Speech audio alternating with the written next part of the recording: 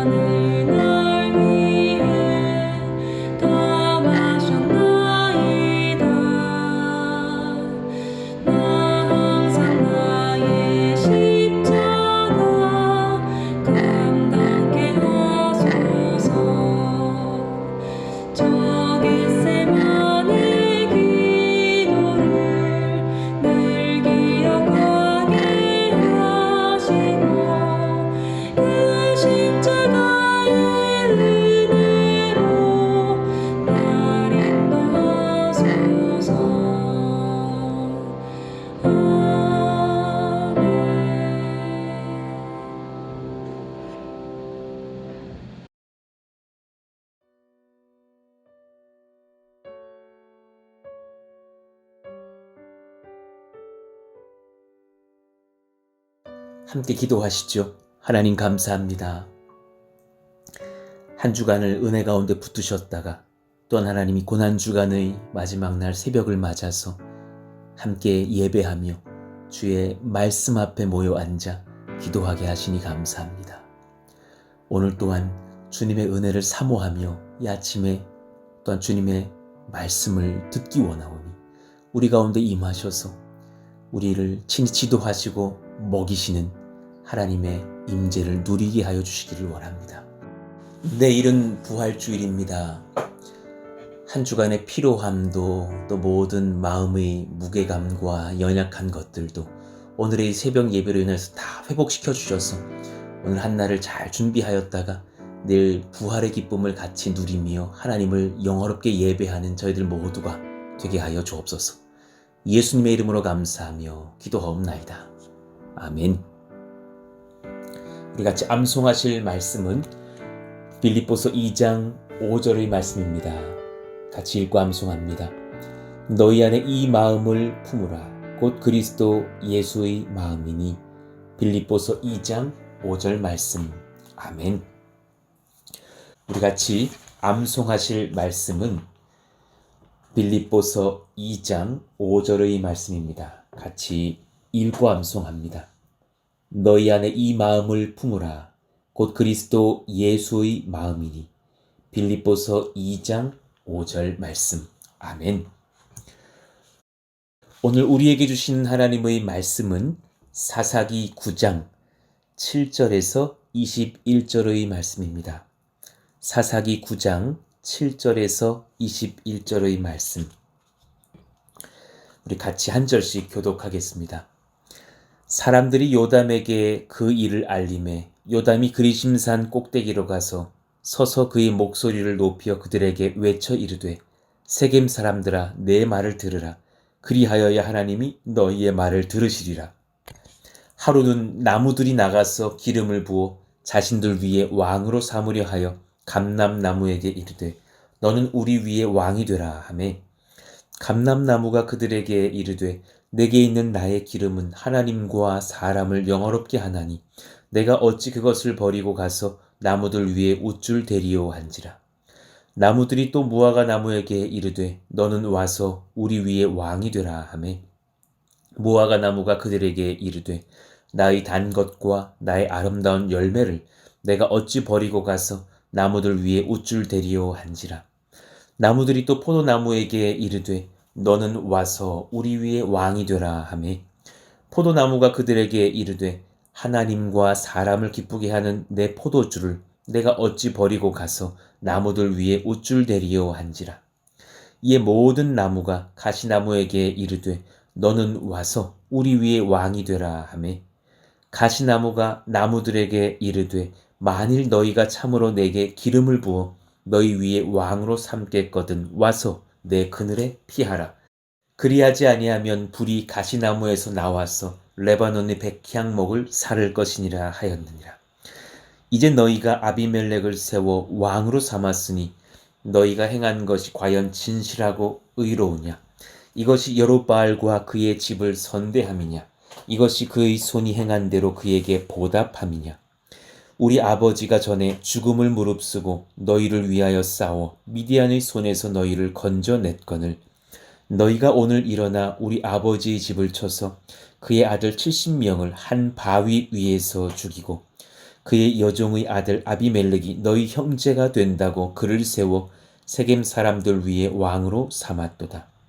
만일 너희가 오늘 여롯바알과 그의 집을 대접한 것이 진실하고 의로운 일이면 너희가 아비멜렉으로 말미암아 기뻐할 것이요 아비멜렉도 너희로 말미암아 기뻐하려니와 그렇지 아니하면 아비멜렉에게서 불이 나와서 세겜 사람들과 밀로의 집을 살을 것이요 세겜 사람들과 밀로의 집에서도 불이 나와 아비멜렉을 살을 것이니라 하고 요담이 그의 형제 아비멜렉 앞에서 도망하여 피해서 부엘로 가서 거기에 거주하니라. 아멘. 삶을 낭비하지 말라라는 제목으로 세 번째 설교를 이어가겠습니다. 삶을 낭비하지 말라 세 번째 시간으로 그 부제를 나 자신에게서 소망을 얻을 수 있는가 라는 제목으로 말씀을 나누겠습니다. 나 자신에게서 소망을 얻을 수 있는가. 사사기 9장 7절 이하를 보면 아비멜렉에게 죽임을 당한 수많은 형제들 중에서 살아남은 기드온의 막내 아들 요담이 이제 세겜 사람들을 향하여서 그리심산에서 선포하는 메시지를 우리는 듣게 되죠. 7절을 한번 보십시다. 사람들이 요담에게 그 일을 알림해 요담이 그리심산 꼭대기로 가서 서서 그의 목소리를 높여 그들에게 외쳐 이르되 세겜 사람들아 내 말을 들으라. 그리하여야 하나님이 너희의 말을 들으시리라 하면서 심중의 말들을 전하려고 그리심산 꼭대기에서 선포합니다. 감람나무와 무화과 나무와 그리고 포도나무와 가시나무의 이야기들을 비유로 하여서 너희들이 지금 세운 왕이 어떤 왕인지 아느냐 이런 주제로 비유의 이야기들을 선포하고 있습니다. 감람나무 또 무화과 나무 등 여러 나무들이 함께 모여서 자기들 중에 왕을 세우자라고 논의가 일어나죠. 그래서 나무들이 감람나무에게 너가 왕이 되어라 하였더니 9절 말씀처럼 내게 있는 나의 기름은 하나님과 사람을 영화롭게 하나니 내가 어찌 그것을 버리고 가서 나무들 위에 우쭐대리요 라고 말하면서 감람나무는 왕 되기를 거절합니다. 그러니 자신의 소명과 역할에 최선 다하는 자리를 기뻐하고 있는 감람나무의 태도를 봅니다. 다른 여러 나무들도 마찬가지였습니다. 무화과 나무에게 또 너가 왕이 되어달라 했더니 11절에 나의 단 것과 나의 아름다운 열매를 내가 어찌 버리고 가서 나무들 위에서 우쭐대리요 하면서 거절을 하죠. 포도나무도 마찬가지였습니다. 13절에 하나님과 사람을 기쁘게 하는 내 포도주를 내가 어찌 버리고 가서 나무들 위에 우쭐대리요. 그러면서 자신에게서가 아니라 나에게 하나님께서 부어주신 소명을 통해서 나는 기쁨을 얻겠다라고 말들을 하고 있는 거예요. 그런데 가시나무에게 많은 나무들이 이제 찾아가서 왕이 되어 달라고 부탁을 하는 과정에서의 이 가시나무의 말을 들어봅시다. 15절의 말씀이에요. 가시나무가 나무들에게 이르되 만일 너희가 참으로 내게 기름을 부어 너희 위에 왕으로 삼겠거든 와서 내 그늘에 피하라. 그리하지 아니하면 불이 가시나무에서 나와서 레바논의 백향목을 살할 것이니라 하였느니라. 지금 여러 가지 독특한 점들을 발견할 수 있어요. 첫 번째, 가시나무에게 왕을 제안하는 모든 나무들의 판단은 옳지 못했습니다. 세상 사람들의 판단이 연약할 수 있음을 비유하고 있어요. 두 번째, 가시나무가 모든 나무들에게 하는 말이 내 그늘에 피하라. 가시나무는 일단 잎사귀가 없어요. 그늘을 만들 수 없고, 그리고 큰 어떤 나무 줄기가 기둥이 있는 그런 나무가 아니라 관목에 불과합니다. 다른 나무들을 가릴 수 있는 크기와 높이가 아니에요. 그럴 수 있는 존재가 아닌데 자신이 충분히 그럴 줄 아는 것처럼 굉장히 착각하고 있는 그런 교만함이 있어요. 세 번째, 불이 가시나무에서 나와서 레바논의 백향목을 살을 것이니라 하면서 협박에 가까운 말을 하고 있는데 결국 본인이 가장 왕을 원하고 있음을 드러내요. 또한 본인에게서 불이 나온다면 가장 먼저 타서 사라질 것이 자기 자신이라는 것을 알지 못하는 듯 말을 하고 있는 거예요. 나 자신에게서 소망을 얻을 수 있는가? 우리는 우선 이 말씀에서 답을 찾을 수 있어요. 내 자신이 스스로에게 소망을 얻을 수 있다고 착각하는 순간 그 사람은 가시나무 같은 존재가 되어버릴 거예요. 오히려 아까 감람나무와 무화과 나무와 포도나무처럼 하나님 앞에 겸손하게 자신의 소명을 지킬 때에 오히려 존귀한 나무로 인정을 받게 될 것이라는 말씀이죠.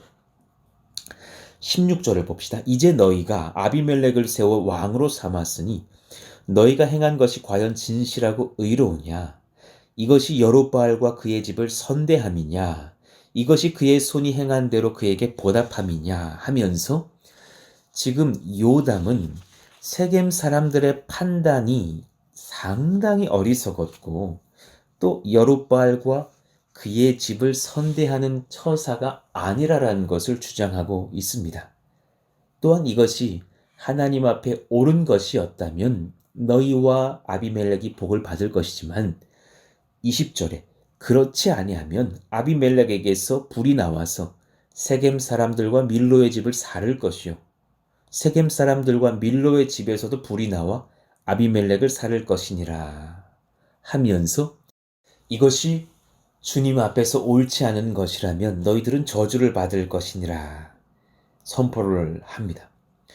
내일 본문이겠으나 은밀한 중에 일하시는 하나님께서 또한 이 상황 중에서 22절, 23절, 24절을 통하여서 어떻게 역사하시는지를 이 사사기의 기자는 기록하고 있습니다.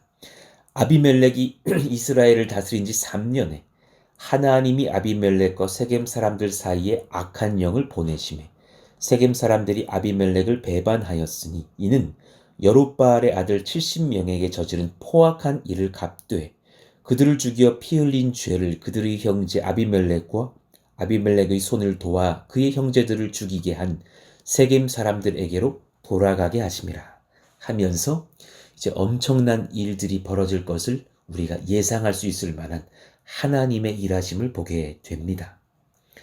은밀한 중에 주님의 뜻을 성취하고 계시는 살아계신 하나님께 소망을 두는 것이 참으로 지혜라는 것을 하나님의 말씀을 통해서 우리는 배웁니다.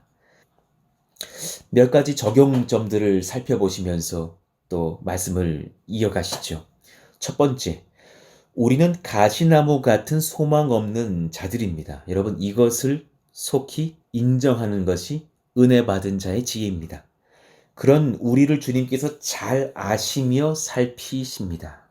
가시나무와 참 유사한 그런 종자들의 나무들이 성경에 여러 번 소개가 되는데 그 중에 하나가 떨기나무입니다. 같은 그런 유형의 나무입니다. 크게 다르지 않습니다. 스스로 잎사귀도 내지 못하고 가시가 많고 크게 자라지 못하는 관목의 나무입니다. 이 나무에 하나님께서 불이 임한 형상을 통하여서 누구를 부르십니까? 바로 이스라엘의 민족을 출애굽시켰던 장본인인 모세를 80세의 나이에 부르시죠. 출애굽기 3장 2절입니다. 여호와의 사자가 떨기나무 가운데로부터 나오는 불꽃 안에서 그에게 나타나시니라. 그가 보니 떨기나무에 불이 붙었으나 그 떨기나무가 사라지지 아니하는지라. 여러분, 이 떨기나무가 의미하는 것이 뭘까요? 왜 하필이면 떨기나무였을까요? 아름드리 정말 멋진 무화과 나무도 아니고 감람나무도 아니고 그 돌산인 시내산 한쪽에 있는 가시나무에 이렇게 불이 붙은 의미가 뭘까요? 모세가 곧 가시나무 같은 존재라는 상징을 보여주십니다. 또한 애굽에 잡혀있는 이스라엘 백성들이 하나님이 보시기에는 참 가시나무 같은 연약한 자들이라는 것을 보여주고 계시는 것 아닐까요?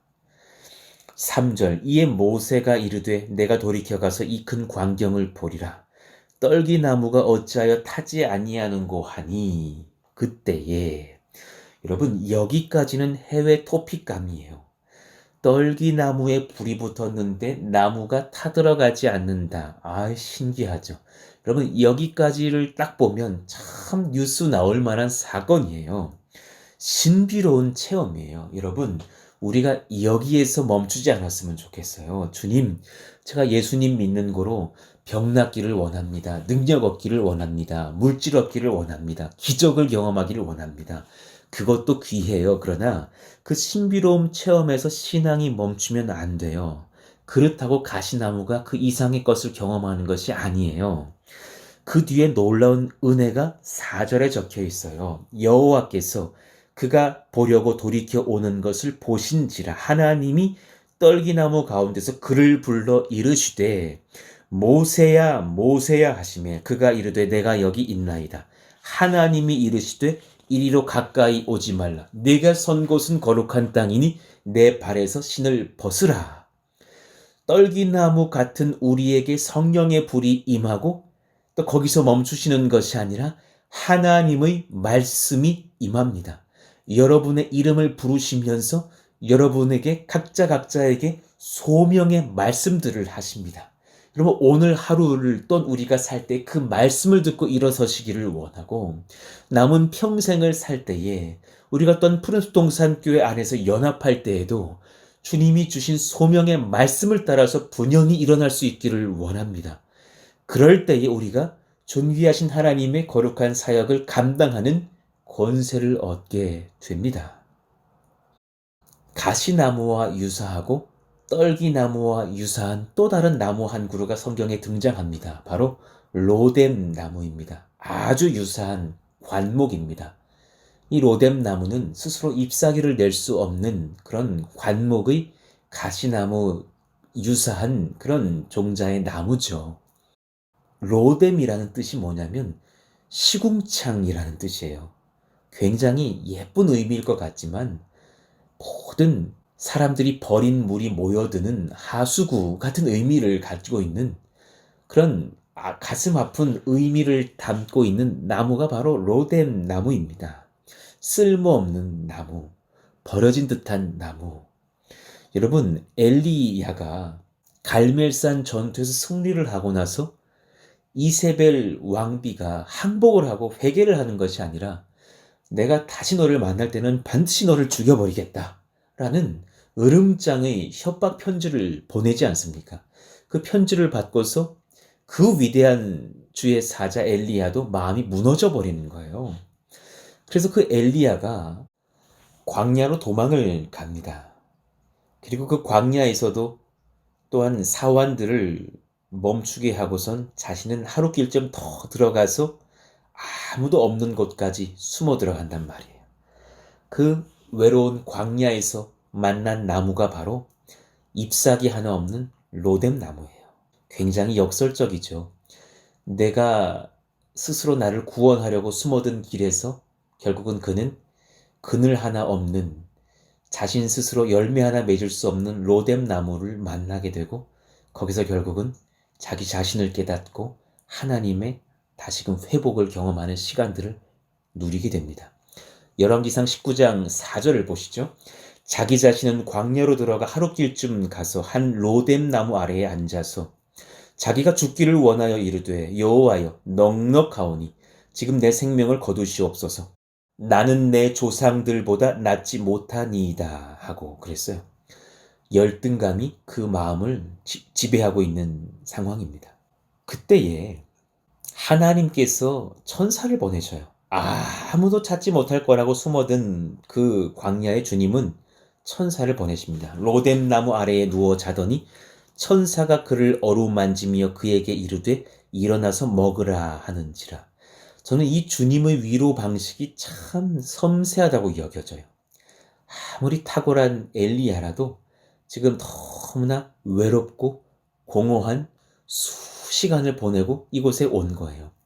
그동안 3년 동안의 어떤 은둔 생활 중에서 사람들을 피하고 다녔으며 또 갈멜산 전투에서도 혼자 외로이 싸웠고 그 뒤에 또 협박 편지를 받고 무너진 마음을 주님께서 아시는 거로 천사를 보내 가장 먼저 그를 어루만지십니다. 그의 등을 도닥이시고 그의 몸을 만져주시면서 홀로가 아니라라는 것을 느끼게 할 스킨십을 주시는 것이 참 탁월하신 주님의 배려가 아닌가. 그리고 또한 그에게 먹을 것을 주시면서 일어나 먹으라 말하시죠. 6절 본즉 머리맡에 숯불에 구운 떡과 한 병 물이 있더라. 지금 막 구워낸 따끈한 떡이 하나 있고 또 물을 주시면서 먹고 힘을 내라고. 하나님께서 그렇게 우리의 육신마저도 위로하실 줄 아는 하나님이심을 성경은 보여줍니다. 주님이 지금 여러분의 공허함을 아십니다. 지금 수주간 예배를 드리지 못하고 새벽 예배로도 만나지 못하면서 영적으로 얼마나 목마른지를 주님은 아십니다. 직장 생활도 제대로 이루어지지 않고 집안에 수일 동안 갇혀 지내면서 답답한 그 일상의 반복의 한계도 주님이 아십니다. 우리가 함께 지금 깨닫는 게 뭡니까? 아무리 영상으로 편집 잘해도요, 만나서 예배하는 것이 얼마나 큰 하나님의 은혜를 체험할 수 있으며 또 같이 만나서 웃고 얘기하며 교제하며 함께 기도하는 능력을 체험하며 또 손을 잡아주고 또 같이 또 그렇게 위하여서 중보하는 그런 교제와 기도의 시간들이 얼마나 소중한지를 깨닫는 그런 안타까운 시간들을 보내지 않습니까? 아마도 지금 우리 주님도 우리의 그 공허함을 다 아실 줄로 생각합니다. 그러면서 사실 엘리야에게 또한 이후에 말씀하시면서 동역할 만한 7,000인을 세우신 것과 또 엘리사를 세우실 것까지도 말씀하시면서 말씀으로 새롭게 소명을 허락하여 주시지 않습니까? 하나님은 우리가 가시나무와 같은 소망 없는 자들이라는 것을 익히 알고 계십니다. 그래서 두 번째 진리를 우리는 깨달을 수 있어요. 소망 없는 우리를 예수님께서 의의 나무에 접붙이셨습니다. 그런 소망 없는 가시나무 같은 우리들이기에 하나님께서는 당신의 의의 나무에 예수님의 보혈을 통하여서 접붙임하신 것입니다. 요한복음 15장 5절의 말씀이 얼마나 우리를 권세 있게 합니까? 나는 포도나무요 너희는 가지라. 그가 내 안에 내가 그 안에 거하면 사람이 열매를 많이 맺나니 나를 떠나서는 너희가 아무것도 할 수 없음이라 하시면서 내가 포도나무요 너희는 접붙임 바 된 가지니 너희의 한계를 따라서 살 것이 아니라 이제 나의 능력의 기온을 따라서 은혜를 따라서 살게 될 것이라고, 그러면 너희가 열매를 거둘 것이라 말씀하십니다. 이 비유를 사도 바울이 또한 감람나무와 돌감람나무의 비유를 통해서 우리에게 다시금 말씀하시죠. 로마서 11장 17절 이유를 봅시다. 또한 가지 얼마가 꺾이었는데 돌감람나무인 내가 그들 중에 접붙임이 되어 참 감람나무 뿌리의 진액을 함께 받은 자가 되었은즉, 우리가 원래 그 진액을 받아 누릴 사람이 못 되는데 우리가 그렇게 접붙임 바 되어서 그 은혜의 능력을 같이 얻게 되었다라는 말씀입니다. 18절, 그 가지들을 향하여 자랑하지 말라. 우리 스스로 소망 있는 자라 말하지 말라. 자랑할지라도 내가 뿌리를 보존하는 것이 아니요 뿌리가 하나님과 그의 아들 예수 그리스도의 은혜가 너를 보존하는 것이니라. 할렐루야. 여러분, 예수님의 은혜로 말미암아 하나님의 의의 나무에 접붙임 바 된 것이 얼마나 복인지를 아시고 평강을 얻는 고난주간의 마지막 날이 되시기를 원합니다. 얼마나 감사한 은혜입니까? 그러니 여러분, 예수님을 믿는 자녀들, 우리의 자녀들에게 영적 권세가 예수님, 뿌리 되신 하나님으로 말미암아 그 가지로 기운이 올라올 것을 믿고 평안하시기를 축원합니다. 굉장히 중요한 말씀이며 또한 우리의 믿음이 될 텐데요.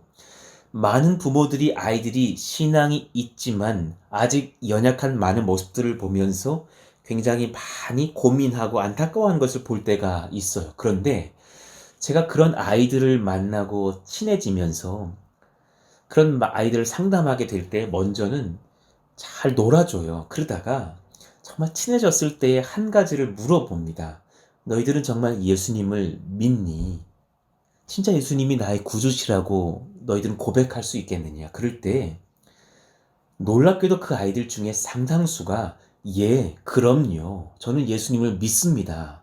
라고 고백을 하는 아이들이 있단 말입니다. 물론 그렇지 못하다면 제가 그렇게 고백할 수 있도록 그 순간 바로 복음을 전하게 될 것이고, 제가 깨닫는 은혜는 뭐냐면 그 아이가 예수님 믿는다고 고백하는 신앙을 갖게 되었다라는 것은 엄청난 은혜를 얻었다라는 것입니다. 그 아이들은 반드시 부모의 염려를 뛰어넘는 하나님의 은혜와 능력을 체험합니다. 그 나이 때 체험하고 청년의 때에 체험하고 평생에 체험하면서 하나님의 존귀한 일꾼으로 성장하게 된다는 사실을 믿고 평안하시기를 축원합니다. 최근에도 어떤 부모님의 염려의 소식을 듣고서 아이가 이렇게 좀 방황하는 부분이 있다고 하여서 그 아이들을 이제 좀 신방하게 되었어요. 그래서 아이들에게 맛있는 걸 먹여주겠다 그랬더니 아이들이 떡볶이 먹겠다 그러더라고요. 그래서 맛있게 그렇게 떡볶이를 또 먹었어요. 그리고 편하게 얘기도 하고 또 어떤 취미가 있는지, 최근에 무엇이 그렇게 재밌었는지, 또 어떤 것이 최근에 또 고민이었는지 그렇게 얘기를 하는데, 너는 요즘 뭘 그렇게 하고 싶었느냐고 물어봤더니 그 아이가 하는 말이 중학생 아이, 그 남학생의 고백이었는데요. 예상치 못했던 고백을 하는 거예요. 목사님, 저 너무 노래를 부르고 싶었는데 목사님, 저랑 노래방 한번 가주세요. 그러는 거예요. 청소년 아이들에게서 얼마나 그 노래 부르고 싶은 그 열정이 있는지 여러분 아십니까? 그거 이해해 주셔야 됩니다. 그래서 저는 특히나 이 청소년 집회에서는 찬양 집회가 아주 중요하다고 봐져요. 여러분, 가요를 부르게 할 것이 아니라 정말 땀을 흠뻑 흘리면서라도 찬양할 수 있는 그런 찬양과 예배의 어떤 그런 희열들을 맛보게 해줘야 될 나이들이 아닌가 생각을 하죠. 그 아이들의 소원 한번 들어주려고, 그래, 좋다. 그래서 그 코인 노래방 그런 데 가가지고 아이들 신나게 노래 부르게 해줬다니까요. 제가 보니까 이 아이들이 이 노래가 아니라 이제 거의 고함에 가까운 수준이었어요. 얼마나 그 에너지를 발산하고 싶어 하는지, 막 뭐 어떤 아이는 막 랩도 하는데 얼마나 그 랩을 잘하는지요. 아, 저 아이들의 저 열정을 이렇게 그냥 숨기고 있으려니 얼마나 그냥 끙끙 앓았을까. 신나게 노래도 불러주고, 또 맛있는 것도 먹고, 그리고 나서 한번 물어봤어요. 두 아이들이었는데, 얘들아, 너희들은 정말 예수님이 살아계신 하나님의 아들이시고 그분이 나의 구주시라는 것을 믿니? 그 아이들이 하는 말이 뭔 줄 아세요? 그럼요, 목사님. 저 예수님 믿어요. 저 그분을 믿는 사람이에요. 저 그렇게 고백할 수 있어요. 친구들한테도 예수 믿는다고 말할 수 있어요. 제가 그 아이들의 부모님에게 전화해서 그렇게 말씀드렸어요. 염려 하나 하지 마시라고. 이 아이들 신앙이 얼마나 좋은지 모른다고. 이 아이들이 물론 청소년 시기에 이 답답함도 많고 발산하고 싶은 에너지도 많고 부모의 뜻에 다 맞춰서 행동은 못하는 철없는 아이들처럼 보이지만 그 아이들에게 그 예수 신앙이 있는 거로 이제 그 믿음의 근원이 되시는 뿌리 되신 하나님께서 은혜의 양분들을 공급하사 그 가지된 아이들이 장성하여져서 열매를 거두게 될 줄로 저는 확신합니다. 여러분의 가정의 자녀들이 그러합니다. 아무 염려하지 마시고 그 아이들을 위해서 오히려 축복하며 중보해 주십시오. 하나님, 복음의 능력이 그 아이들에게 임하게 하여 주십시오. 말씀의 권세를 매일매일 매 주일마다 경험하게 하여 주십시오. 접붙이신 하나님의 지혜와 은혜와 권세를 그 아이들이 누리고 열매 맺게 하여 주십시오. 그것으로 충분합니다. 함께 만나지 못함의 스트레스가 우리에게 있습니다. 저 또한 그렇게 성도님들을 만나지 못하면서 이렇게 홀로 설교를 준비하고 녹음함에 사실은 영적인 외로움도 있습니다. 내일 주일 부활절 예배를 우리가 또한 함께 모여 드리지는 못하나 그 예배 중에도 하나님께서 주시는 놀라운 부활의 기쁨과 영혼의 회복들이 있기를 원합니다. 또 부활절을 맞아서 예배 이후에 제가 낮 2시까지는 이 평택의 이 고덕 교회에 좀 있으면서 평택 성도님들께서 2시 전까지 고덕 교회로 잠깐 방문해 주시면 제가 계란과 좀 선물들을 드리면서 잠깐 그렇게 인사하고 교제하는 시간들을 좀 가지려고 합니다. 우리가 그렇게라도 잠깐 만나면서 같이 그런 은혜의 교제들을 이어가며 부활의 기쁨 나누기를 원합니다. 그리고 2시 이후에는 또 안산으로 좀 제가 넘어가서 우리 교역자들과 우리 또 성도님들과 함께 호수공원에서 좀 만나면서 여러분들에게 부활절 계란도 나눠드리고 또 작은 화분도 좀 드리고 하면서 부활의 기쁨을 나누고 함께 그렇게 잠시 하나님의 은혜와 소망을 나누는 시간들을 갖고자 합니다. 반드시 참석하라라는 것이 아니고요. 그렇게 같이 또 얼굴을 대하면서 그 은혜와 기쁨을 누리고자 하시는 모든 분들은 잠깐 시간을 내주셔서 그렇게 또 참여해 주시면 좋겠습니다. 추후에 또 광고를 통하여서 자세한 것들을 나누도록 하겠습니다. 말씀을 정리합니다. 3일에 걸쳐서 삶을 낭비하지 말라라는 주제로 말씀을 전하였습니다. 무엇이 정말 비극인가? 사사기 8장을 통하여서 다 잃어버릴 것들을 위해서 최선을 다해 살다가 죽는 인생 되지 말자 그랬습니다. 하나님의 위대한 진리, 예수 그리스도를 따르며 그분을 남기는 인생이 무엇인지를 고민하자 하였습니다. 또한 어제는 어떤 방법으로 권세를 얻을 것인가 고민하자 하였습니다. 세상의 방식으로 권세를 장악하려 하지 말고 예수님의 십자가의 길을 따라서 사랑의 길, 나의 생명을 내어주는 길을 택하면 하나님의 영적 권세를 얻게 될 것이라 말씀 전하였습니다. 오늘 3번째 시간으로 나 자신에게서 소망을 얻을 수 있는가 고민하자 하였습니다. 우리는 가시나무 같은 자들입니다. 우리에게 소망을 얻을 줄 알고 애쓴 만큼 삶은 낭비하게 되어 있습니다. 예수님께 소망을 두시고 그분을 믿는 믿음 안에서 우리의 뿌리 되신 하나님의 은혜의 소망을 걸고 서는 저와 여러분들 되시기를 간절히 바라고 원합니다. 오늘 말씀을 기억하시면서 같이 한번 그렇게 주여 부르짖고 기도하겠습니다. 주여! 하나님 감사합니다. 삶을 낭비하지 않은 인생의 지혜를 얻게 되길 원합니다. 나 자신에게서 소망을 얻을 수 없음을 깨닫습니다. 가시나무 같은 내가 아니라 참 감람나무가 되신 주님 앞에 접붙임된 가지가 되어서 소망을 누릴 수 있는 저희들이 되기를 원합니다.